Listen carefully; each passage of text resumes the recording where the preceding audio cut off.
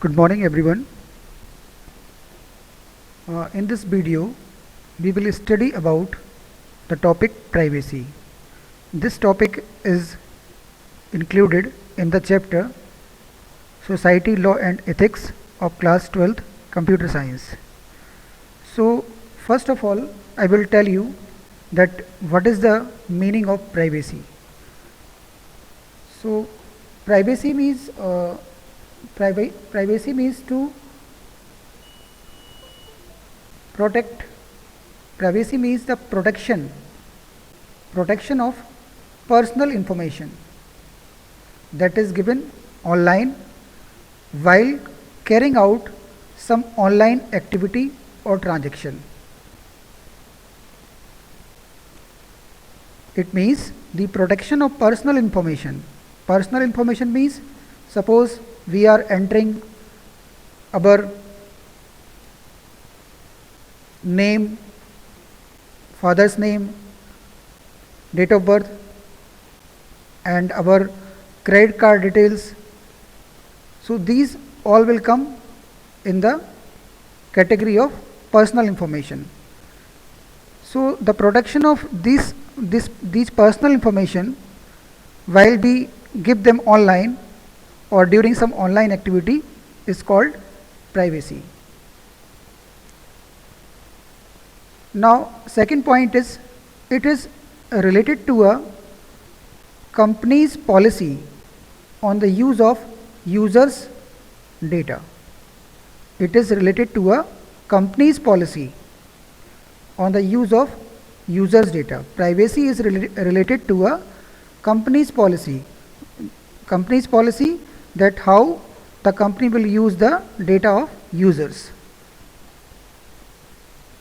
And third point is that the e-commerce company must clearly state that how it intends to use the customer's data collected this way.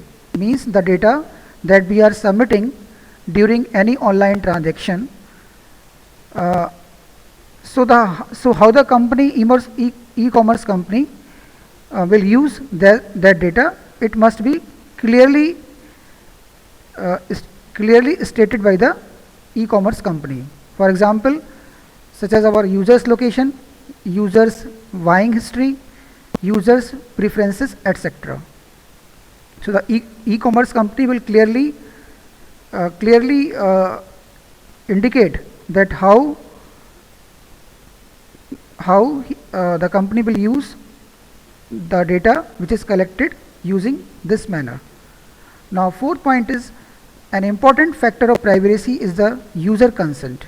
User consent is very important factor, because whenever the consumer is given a choice to decide what information can and cannot be used for, this choice should be given to the consumer, that what information can and cannot be used for.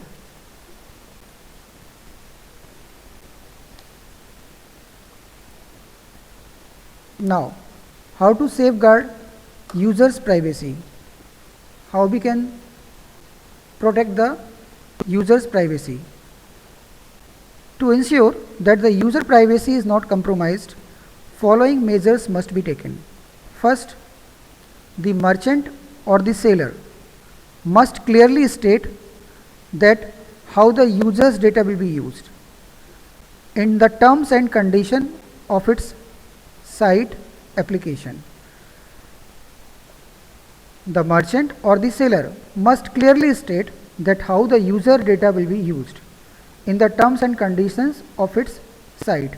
For example, whenever we create any email account or any account on some online shopping sites, then they specify the terms and conditions that how they will use our data, and after that they can allow us to proceed further. Now the second point is, the merchant or seller must ensure that the user has gone through the terms and conditions given on its sites or application. It means that the merchant or seller must ensure that when the user has read the terms and condition, then after that any transaction will be allowed. Now the third point is the merchant must assure the users about data safety by implementing proper data safety measures such as HTTP protocols and other security mechanisms so that the user's data is safe from hackers. It means that if the proper security mechanism is implemented by the seller or the merchant, then the user's data will remain safe. So if the website is using protocols like HTTP and some padlock mechanism, then that site will be considered as secure, and whatever data that is provided by the user, that will be safe. So it will ensure the privacy of the user. Now fourth point is the user must go through the terms and conditions of the seller or merchant site before providing any sensitive information. Sensitive information means that you are providing your personal details, your credit card details. So the user must ensure to go through the terms and conditions, to go through the terms and conditions of the seller, that how they will use that personal data, and make sure that the site is safe site by checking HTTP protocols and padlocks. So this is the safeguard that we can take to maintain the privacy of any user. Now next is online frauds. What is the meaning of online fraud? Fraud committed using the internet. Frauds committed using the internet is called online fraud. Online frauds may occur in many forms. Fraud means that any activity on the internet that is done intentionally to give some loss to the user. So fraud means any activity on the internet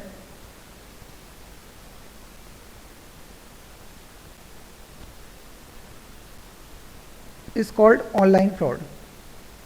Online frauds may occur in many forms, such as non-delivered goods, existent companies stealing information, and fraudulent payments. Non-delivered goods, it means that we have made the payments for the articles, for them we have given order, but the articles are not delivered. Non-existent companies, it means the company is fake. Third is stealing information, and fourth is fraudulent payments. So the first two types of frauds can be countered by setting up official bodies, ensuring the validity of e-commerce companies, and promised delivery of goods.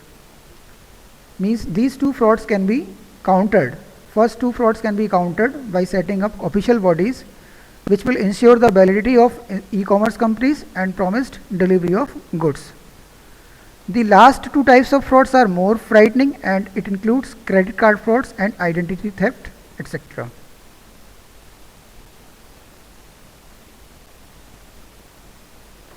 Now what are the measures to stop online frauds? What measures we can take? First is a monitoring or official body that ensure the sensitivity of e-commerce company and delivery of goods services as promised.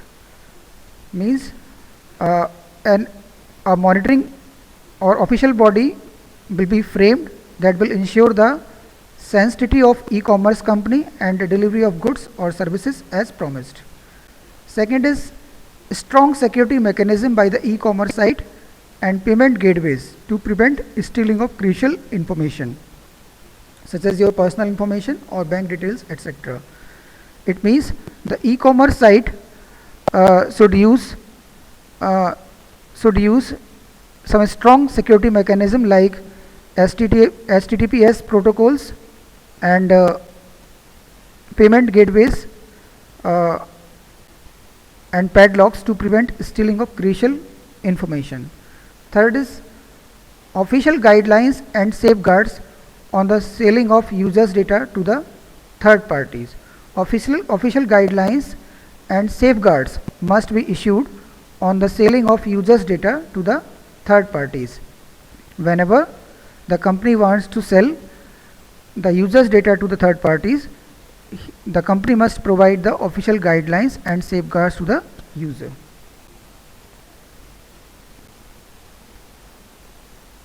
Cybercrime. What is cybercrime? Any criminal offense that is facilitated by or involves the use of electronic communication or information system, including any electronic device, computer or the internet, is referred to as the cybercrime. Cybercrime involves the use of electronic devices or information system like computer or the internet is referred as cybercrime. The term cybercrime is a general term that covers crimes like phishing, credit card frauds, illegal downloadings, child pornography, cyberbullying, cyber stalking, cyber terrorism, creation and distribution of viruses, spams and so on. All these things comes in the category of cyber crimes like phishing, credit card frauds, illegal downloading, child pornography, cyberbullying, cyber stalking, cyber terrorism, creation and distribution of viruses, spams and so on. Now phishing. Phishing is a very important term. What is the meaning of phishing? Phishing means it is the criminally fraudulent process of attempting to acquire sensitive information such as username, passwords, credit card information, account data, etc. over the internet by means of deception. In phishing, an imposter uses an authentic looking email or website to trick recipients into giving out sensitive personal information. In phishing, the imposter uses or sends an authentic looking email or website asking to give some sensitive information, some sensitive or personal information of the user. So how to prevent phishing? We can prevent phishing by checking the spelling of the URLs before click. Watch out for URL redirects that send to a different website with identical design. If receive an email from that seems suspicious, contact that source with a new email rather than just hitting reply. Don't post personal data like your birthday, vacation plans or your address or phone number publicly on social media. So these are the preventive measures to prevent phishing. First, always check the spelling of the URLs before click. Whatever URL we are entering, first of all, you check it carefully whether that is legal or not.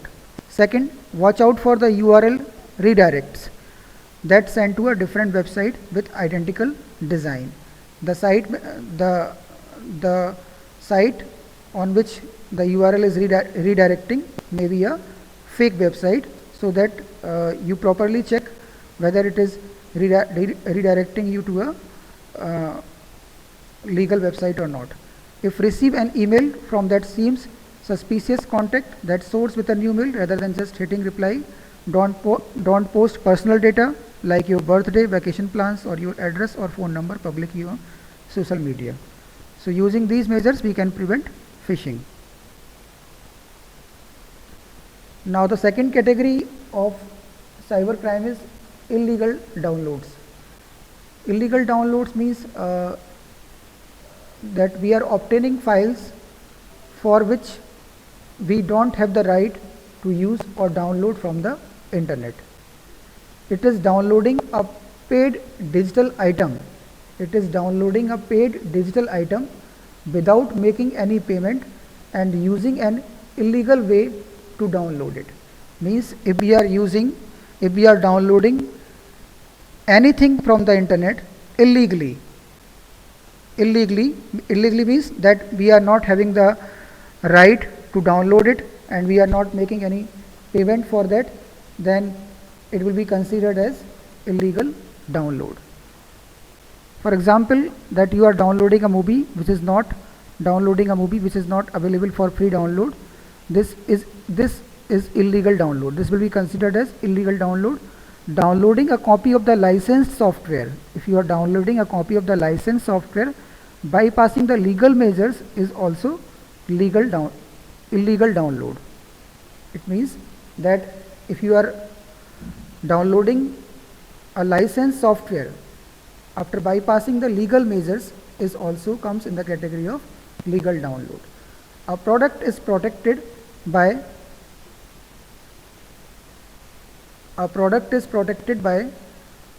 copyright law, cannot be downloaded, copied, reproduced or resold without their permission. A product that is protected by copyright law cannot be downloaded, copied, reproduced or resold without their permission. Now this is child pornography. This is also a cybercrime. Child pornography is defined as any visual. It is defined as any visual or written representation. Visual or written representation, including images, movies, or texts that depict or advocate sexual activities, including sexual molestation or exploitation of anyone under the age of 15. It is defined as any visual or written representation, including images, movies, text that depict or advocates sexual activity, including sexual molestation or exploitation of anyone under the age of 18. The law also includes some child nudity, simulated sex involving children, and any material that is computer decorated to look like child porn. Okay, so this is the second point, which is describing that it also includes some child nudity, simulated sex involving children, and any material that is computer decorated to look like child porn. Information Technology Act 2000 and Indian Penal Code 1860 provides protection from child pornography. Information Technology Act 2000 and Indian Penal Code 1860 provides protection from child pornography. According to the new Information Technology Bill, Section 67 has been amended that not only creating and transmitting obscene material in electronic form, but also to browse such site is an offense. New Information Technology Bill, Section 67 has been amended that not only creating and transmitting obscene material in electronic form, but also to browse such site is an offense. So this is about child pornography.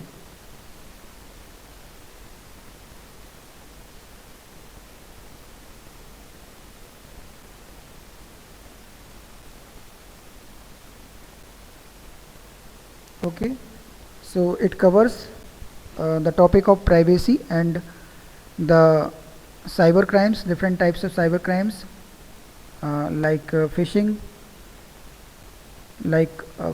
illegal downloads, child pornography, cyber stalking, and cyberbullying, etc. Thank you.